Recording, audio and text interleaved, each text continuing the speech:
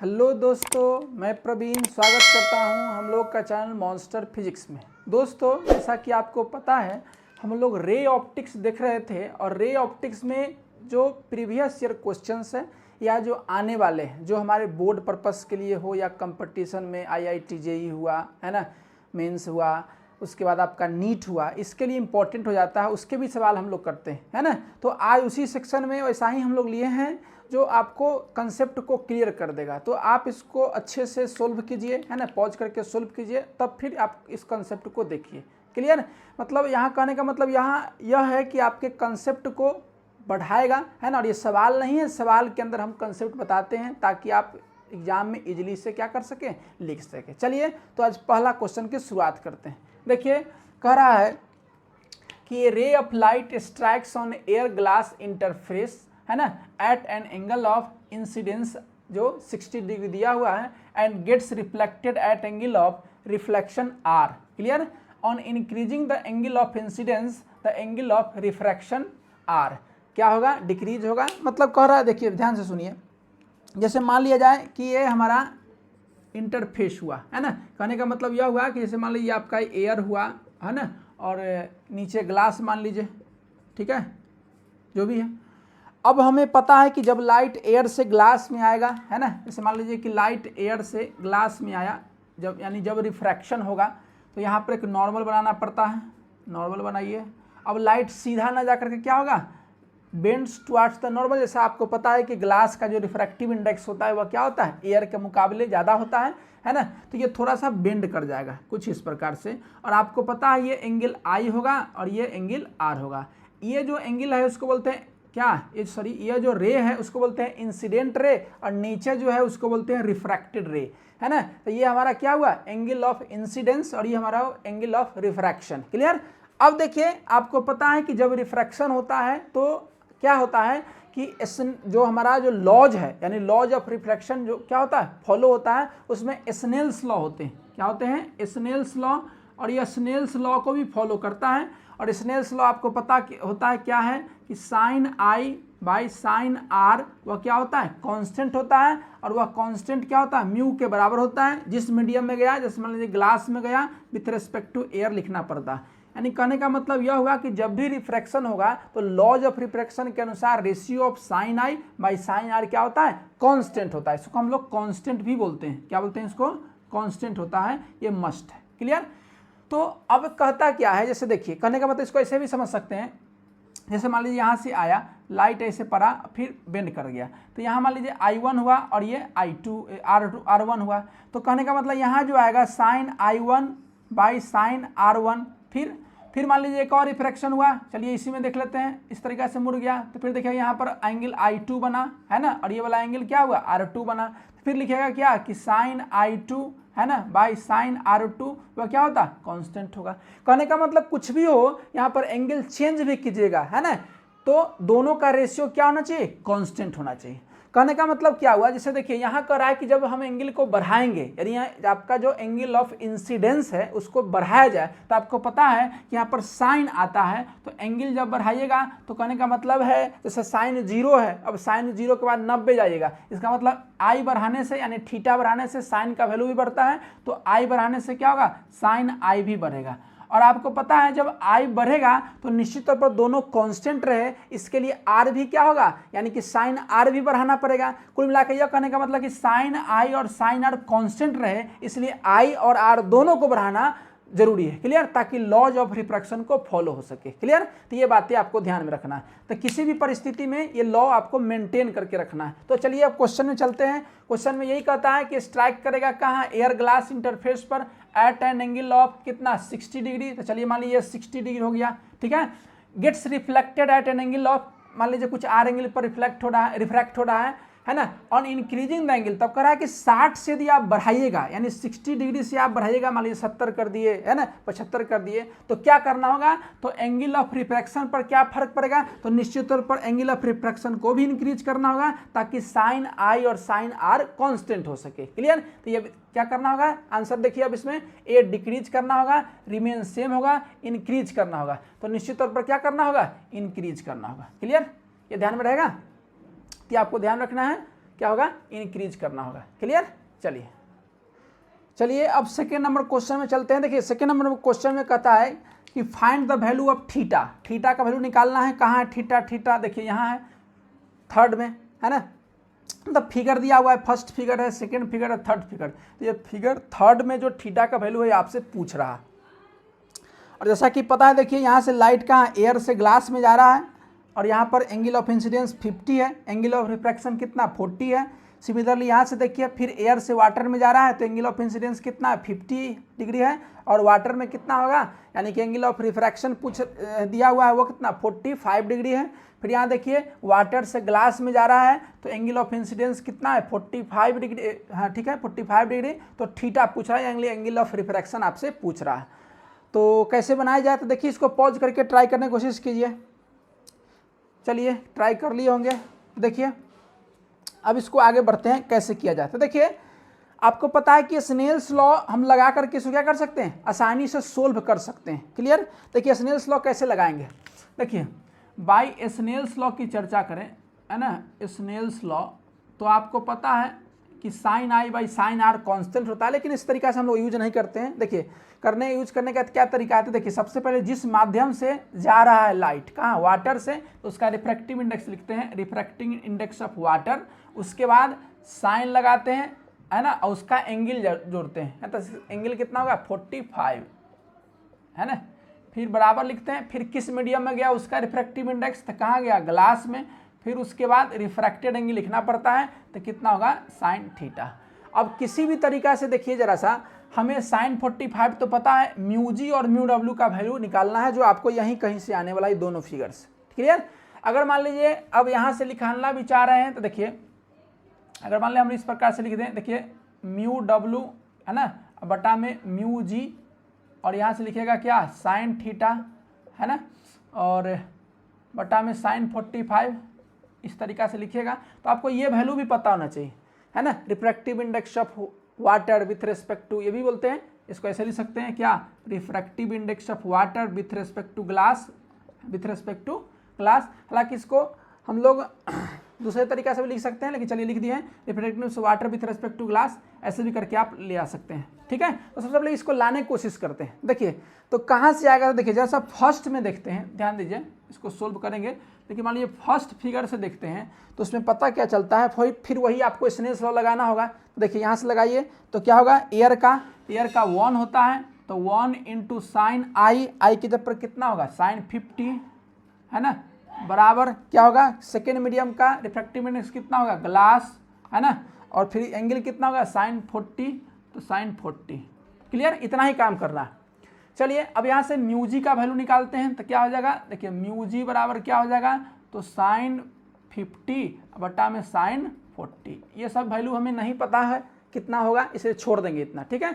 Similarly आप चले आइए किसमें, सेकेंड फिगर में, फिर उसी तरीका से काम कीजिए। देखिए सेकेंड फिगर में आइए तो कहाँ से, एयर से आ रहा है, तो फिर 1 हो जाएगा, 1 इंटू साइन कितना होगा, देखिए 50, तो साइन 50 लिख देंगे, बराबर। फिर किस मीडियम में जा रहा है, वाटर में, तो वाटर का रिफ्रैक्टिव इंडेक्स बोलिए म्यू डब्ल्यू, है ना, एंगल बोलिए, इसको साइन के साथ लिखना है, तो साइन कितना हो जाएगा 45, है ना। चलिए अब देखिए यहाँ से फिर क्या लिखना है, म्यू डब्ल्यू लिख सकते हैं, तो म्यू डब्ल्यू बराबर क्या होगा, तो यहाँ से लिखिएगा, ठीक है, साइन 50 बटा में साइन 45।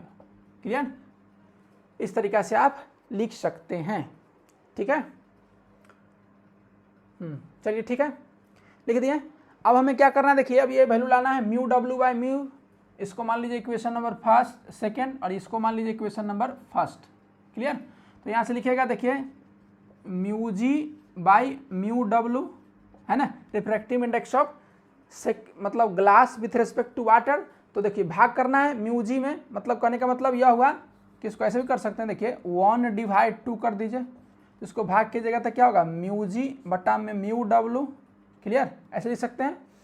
अच्छा, या यहाँ पर मान लीजिए हमको म्यू डब्ल्यू दिया हुआ है, तो म्यू डब्ल्यू पहले कर दीजिए, यानी सेकेंड में फर्स्ट से भाग दे दीजिए, तो कितना हो जाएगा, देखिए म्यू डब्ल्यू बटा में म्यू जी हो जाएगा। क्लियर। अच्छा, तो यहाँ पर कितना हो जाएगा, साइन 50 बटा में साइन 45। क्लियर। चलिए अब देखिए इसको उल्टा कर दीजिए तो कितना हो जाएगा, देखिए इसको भाग कीजिएगा तो आपका उल्टा हो जाएगा, तो यहाँ हो जाएगा साइन 40 और बट्टा में नीचे में हो जाएगा साइन 50। क्लियर। बस यहाँ उल्टा कर देना, स्विच कर देना। देखिए साइन 50 से साइन 50 कैंसिल आउट हो जाएगा, तो यहाँ से क्या मिला, तो देखिए यहाँ से यही मिला कि mu W by mu G, आप इसको ऐसे बोल सकते हैं refractive index of water with respect to glass, वह कितना हो जाएगा, तो यहाँ पर कितना है साइन 40 है ना, अब बटा में साइन 45, साइन 45। क्लियर होगा। चलिए अब यही वैल्यू वहाँ पर डाल देना, ये वैल्यू कहाँ, यहाँ पर डालने की कोशिश कीजिए। तो देखिए म्यू डब्ल्यू बाई म्यू जी कितना आया, तो साइन 40 है ना, अब बटा में कितना हो गया साइन 45। क्लियर। चलिए फार्मूला बन के तैयार है, गर्मा गर्म। अब देखिए क्या करना है, देखिए यहाँ पर तो इतना लिख दिए, अब यह हो जाएगा कितना साइन थीटा अब बटा में साइन 45। क्लियर। चलिए अब देखिए ये कैंसिल आउट हो जाएगा है ना, और दोनों में कंपैरिजन कीजिए तो इसलिए क्या लिखेंगे कि थीटा और कितना होगा 40 डिग्री। क्लियर। तो इस तरीका से आप आसानी से सोल्व कर सकते हैं। तो इसका आंसर देखा जाए कौन होगा आंसर, तो संजोग से इस बार भी सी ही आया। क्लियर। तो कितना होगा 40 डिग्री। इसमें कुछ है नहीं, बस आपको क्या करना है स्नेल्स लॉ लगाना है। स्नेल्स लॉ का एक तरीका आप पीछे पढ़े हैं, अब जस्ट प्रीवियस वाला में देखे थे, क्या होगा sine I by sine R, वह क्या होता है कांस्टेंट होता है। और क्या होता है, तो म्यू की बात करें तो मान लीजिए जिस मीडियम में गया वो किस मीडियम से आया है वो लिखते हैं, यानी refractive index of second medium with respect to first. लेकिन ये चीज़ हम लोग प्रॉब्लम में सोल्व नहीं करेंगे, इस प्रॉब्लम में इसका यूज नहीं करेंगे। प्रॉब्लम में आपको ऐसे यूज करना है। देखिए जरा सा करना क्या है, बस कुछ नहीं करना है, जिस मीडियम से चला लाइट उसका रिफ्रैक्टिव इंडेक्स लिखिए, मान लीजिए 1 से चला, फिर उसमें जाने के बाद उसका एंगल कितना है तो उसको साइन के साथ लिख दीजिए, तो साइन आर हो जाएगा। फिर दूसरे माध्यम में गया, मीडियम में गया तो उसका रिफ्रैक्टिव इंडेक्स लिख दिए, मान लीजिए μ2 हुआ, फिर उसके साथ जो रिफ्रैक्टेड एंगल है उसको अटैच कर दीजिए। बस यही तो काम करना है और कुछ नहीं, बस आंसर ला देना है। क्लियर। देखिए अब क्वेश्चन नंबर 3 है, इसको पढ़िए। देखिए कह रहा है कि when light travels from one medium to another medium which of the following factors change, यानी जब लाइट जो है एक माध्यम से दूसरे माध्यम में प्रवेश करता है यानी चलता है, जैसे मान लीजिए ऐसा हुआ है ना, ये मीडियम 1 है और ये मीडियम 2 है ना, तो इससे यदि लाइट में रिफ्रैक्शन हो रहा है, लाइट का रिफ्रैक्शन हो रहा है, मान लीजिए इसका रिफ्रैक्टिव इंडेक्स μ1 है, इसका μ2 है, तो आपको पता है कि लाइट का स्पीड क्या होता है चेंज भी होता है। इसमें मान लीजिए v1 है और इसमें v2 हो जाएगा। एक बात यहाँ पर जरा सा ध्यान रखेंगे कि रिफ्रैक्शन जब होता है ना, जब कभी भी आपको ध्यान रखना है कि जब रिफ्रैक्शन होगा तो होगा क्या कि निश्चित तौर पर भी चेंज होता है, यानी जो लाइट का स्पीड है या कह सकते हैं कि वेलोसिटी है वह क्या होता है, ये भी चेंज होता है।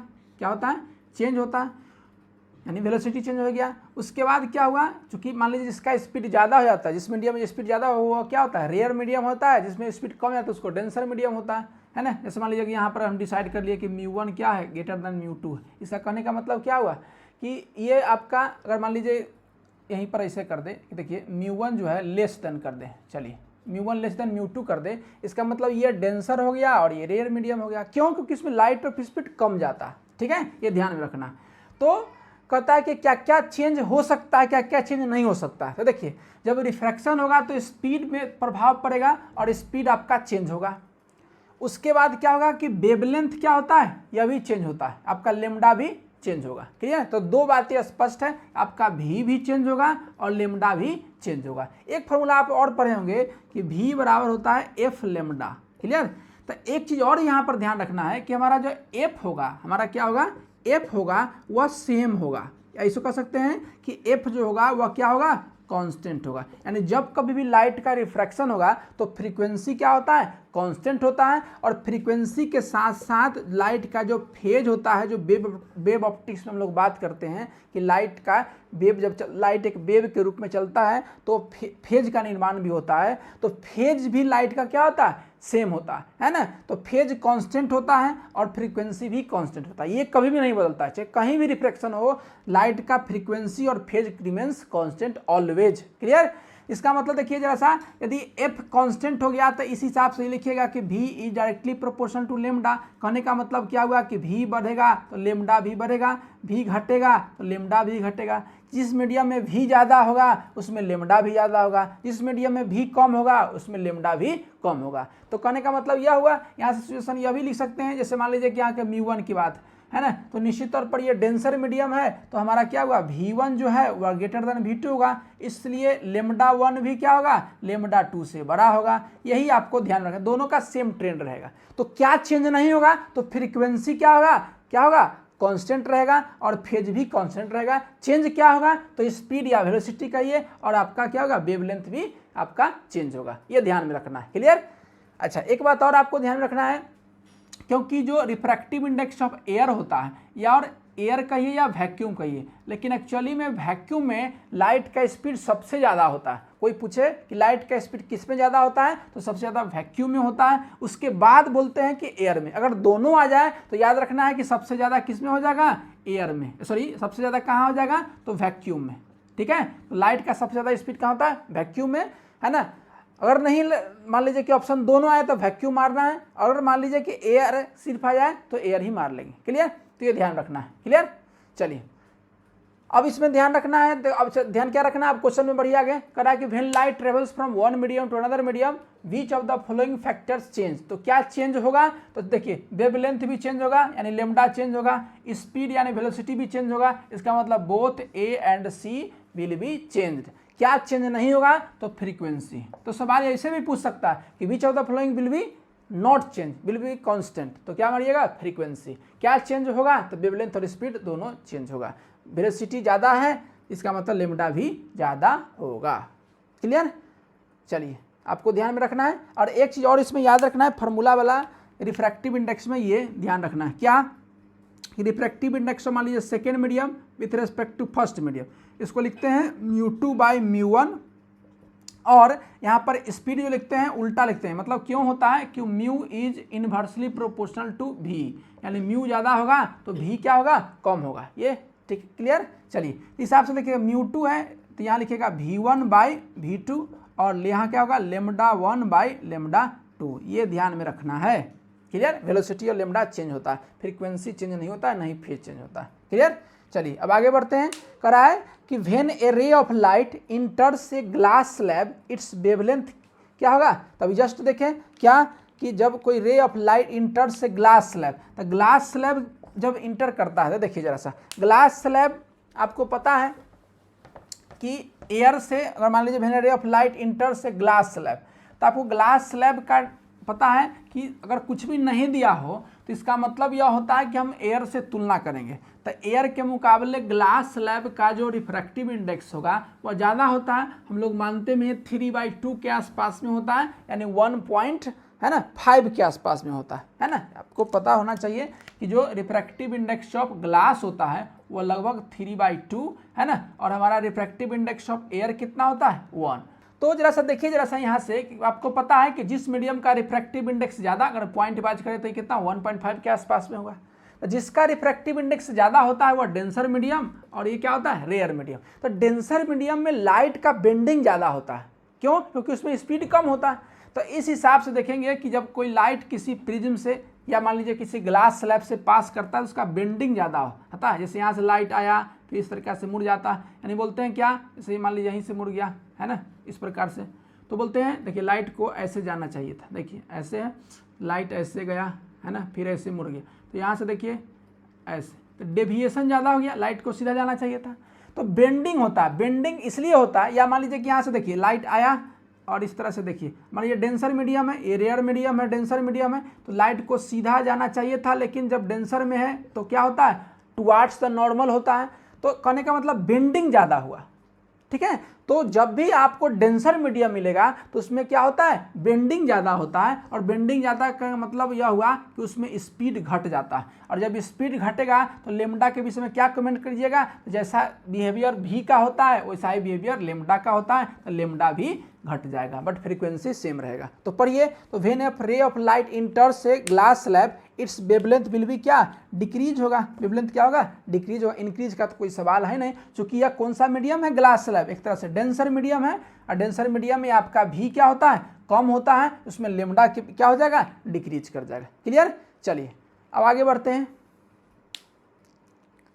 चलिए अब आगे बढ़िए। देखिए क्वेश्चन नंबर 5 कर रहा है the velocity of light is maximum in, देखिए एकदम हलवा क्वेश्चन तुरंत बोले हैं। देखिए ग्लास, वाटर, एयर, वैक्यूम, पता है कि जब एयर भी रहे वैक्यूम रहे तो सबसे ज़्यादा कहाँ होता है वैक्यूम में, उसके बाद होता है एयर में, लेकिन हम लोग नियरली मान लेते हैं एयर और वैक्यूम क्या होगा बराबर होता है, उसका रिफ्रैक्टिव इंडेक्स 1 के बराबर हो जाता है। लेकिन जब दोनों में पूछ दे तब वैक्यूम का स्पीड क्या होता है सबसे ज़्यादा होता है, क्योंकि उसमें पार्टिकल्स नहीं होते हैं, तो याद रखिए क्या होगा वैक्यूम, दोनों रहेगा तब। ठीक है, चलिए नहीं रहता तो सिर्फ एयर मारते।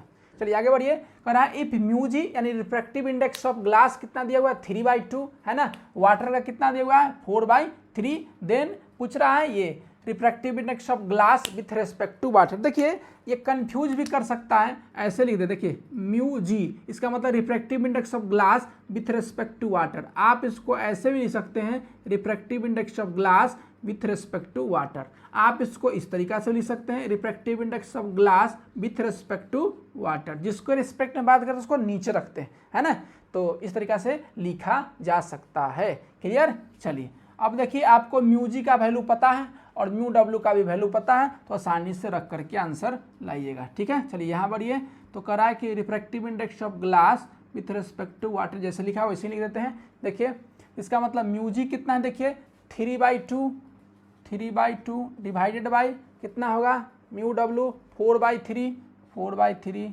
इसको सोल्व कीजिए तो कितना होगा 3/2, 3 ऊपर जाएगा 4 नीचे रहेगा। क्लियर, तो इस हिसाब से कितना होगा देखिए, ठीक है, तो कटने वाला कोई नहीं है तो 9/8, यानी क्वेश्चन ऑप्शन नंबर कौन सा सी, ऑप्शन नंबर सी। क्लियर, तो आप आसानी से सोल्व कर सकते हैं। ठीक है, चलिए अब आ जाते हैं इसमें, देखिए विच of the following has maximum refractive index, किसमें मैक्सिमम रिफ्रैक्टिव इंडेक्स होगा। ठीक है, चलिए देखिए इसको उतार लीजिए, देखिए अब इसमें आइए, देखिए आपको लिस्ट ही देते हैं, उस लिस्ट को आपको याद रखना है, उसके बाद तब फिर हम क्वेश्चन पर आते हैं। देखिए कहता क्या है कि जब भी आपको पूछे कि रिफ्रैक्टिव इंडेक्स ऑफ एयर कितना होता है या वैक्यूम कहें तो वह कितना होता है 1 होता है, रिफ्रैक्टिव इंडेक्स ऑफ ग्लास कितना होता है ना, ग्लास का बोलते हैं 4, ये ग्लास का बोलते हैं 3/2, कितना बोलते हैं 3/2 या 1.5, कभी कभी 1.52 भी ले लिया जाता है रफली, ऐसे 1.5 होना चाहिए, अगर मान लीजिए रफली बोलते हैं 1.52 के आसपास में होता है। फिर रिफ्रैक्टिव इंडेक्स ऑफ वाटर कितना होता है तो ये बोलते हैं 4/3 जो अभी जस्ट लिखे थे, ऐसे बोलते हैं 1.33। रिफ्रैक्टिव इंडेक्स ऑफ, देखिए अब आइस का भी पूछ दिया जाता है ना, तो आइस का होता है 1.31 के आसपास में। रिफ्रैक्टिव इंडेक्स ऑफ बेंजीन भी पूछ दिया जाता है, तो बेंजीन का लगभग 1.50 के आसपास में होता है, ये ध्यान रखना है। फिर रिफ्रैक्टिव इंडेक्स ऑफ आपको डायमंड पूछ दे तो ये होता है 2.42, कितना होता है 2.42, और रिफ्रैक्टिव इंडेक्स में कोई यूनिट नहीं होता है क्योंकि म्यू बराबर क्या होता है C/V, ये तुलना होता है speed of light in vacuum या air divided by speed of light in that medium. Clear, अच्छा रिफ्रैक्टिव इंडेक्स ऑफ आयरन पूछ दे वह कितना होगा तो 1.09। क्लियर, आप इस तरीका से क्या कर सकते हैं आसानी से निकाल सकते हैं। देखिए रिफ्रैक्टिव इंडेक्स का यह मतलब होता है, जैसे पूछ देता है कभी कभी कि रिफ्रैक्टिव इंडेक्स ऑफ डायमंड का मतलब क्या हुआ 2.42, इसका मतलब यह हुआ कि स्पीड ऑफ लाइट जो डायमंड में होगा वह 2.42 फैक्टर्स क्या होगा डिक्रीज कर जाएगा। क्लियर, क्योंकि जिसका रिफ्रैक्टिव इंडेक्स ज़्यादा होता है उसमें स्पीड ऑफ लाइट क्या होता है कम होता है, ये ध्यान में रखना है। तो ये टेबल है, आपको ध्यान में रखना है, आसानी से कभी कभी आपसे डायरेक्टली इसी टेबल में से किसी को पूछ सकता है आसानी से। ठीक है, चलिए अब बढ़ते हैं क्वेश्चन में। करा है कि बीच ऑफ द फॉलोइंग है जो मैक्सिमम रिफ्रैक्टिव इंडेक्स, देख लीजिए किसमें सबसे ज़्यादा है, सबसे ज़्यादा है किसमें डायमंड में, किसमें है डायमंड में। इसी कारण होता क्या है कि एक बार जब लाइट इंटर कर जाता है आपके मतलब जो भी है ज्वेलरी डायमंड का, तो इसमें क्या होता है बार बार उसमें आगे पढ़िएगा रिफ्रैक्शन होना शुरू हो जाता है ना, रिफ्रैक्शन भी होता है। फिर हम मेनली रूप से उसमें टोटल इंटरनल रिफ्रैक्शन होता है, एक बार लाइट इंटर कर जाता है तो TIR मोर टाइम्स होता है, इसलिए ज़्यादा चमकता है। हालांकि बोलते हैं कि जौहरी का ज़्यादा कमाल होता है, क्योंकि उसमें तराशते इस प्रकार से हैं कि किसी भी मतलब मान लीजिए कि तरफ से अगर उसमें लाइट एक बार एंटर कर जाए या कितना भी लो इंटेंसिटी का भी हो तो उसमें मल्टीपल्स टाइम ऑफ TIR होता है, टोटल इंटरनल रिफ्रैक्शन होता है। क्लियर? तो ये सब म्यू का कमाल है, क्योंकि उसमें रिफ्रैक्टिव इंडेक्स क्या होता है, ज़्यादा होता है, उसमें स्पीड ऑफ लाइट डिक्रीज कर जाता है इस वजह से। क्लियर? चलिए, तो उम्मीद है आपको ये वीडियो पसंद आया होगा, है ना। यदि आपको पसंद आया होगा तो बिल्कुल इसको सब्सक्राइब करें, ताकि आपको इसी तरह का वीडियो आगे मिलता रहे और आपके बोर्ड हो या कंपटीशन हो, इसकी आपके मतलब उसकी तैयारी में हेल्पफुल हो सके। Thank you.